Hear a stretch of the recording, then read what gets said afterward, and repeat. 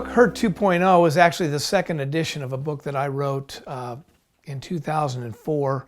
Hurt 2.0 came out in 2011, and we substantially changed what we did, and we, in fact, included another chapter in the research based on what kids told us and what other people were saying about young people today. It's called Inside the World of Today's Teenagers.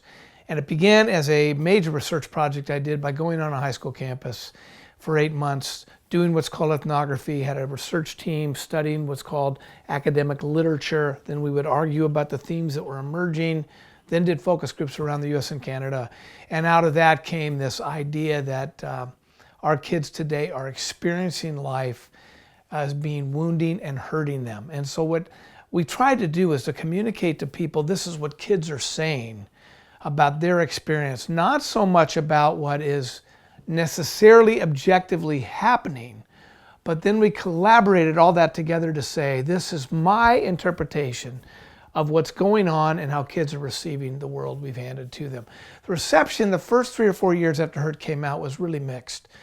Social workers, educators, and many people that actually work directly with kids completely got it, said, yes, this puts names to what I've been feeling for a long time.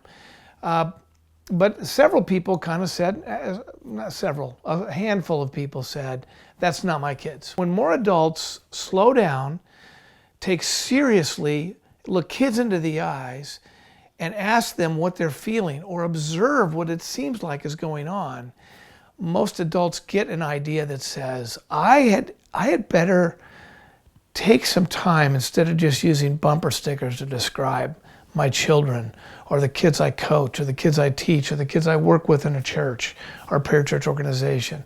So there's still those people out there that love to say, our kids are the problem, they're entitled, they're slackers, especially millennials. All those labels, to me, is not accurate to who they are and what they're experiencing. So what I've been trying to do is to try to help adults in all kind of systems in our country and around the world to realize that the way that we expect them to live into our agendas is actually hurting them and not helping them to grow. And that's the biggest leap, because most adults just expect kids to get with the program and move on. So generally it's been very positive. But for other folks, it's like, not my kids. And I'm hoping to change that through the work of Hurt and Hurt 2.0 and the next book out in 2018 or 19.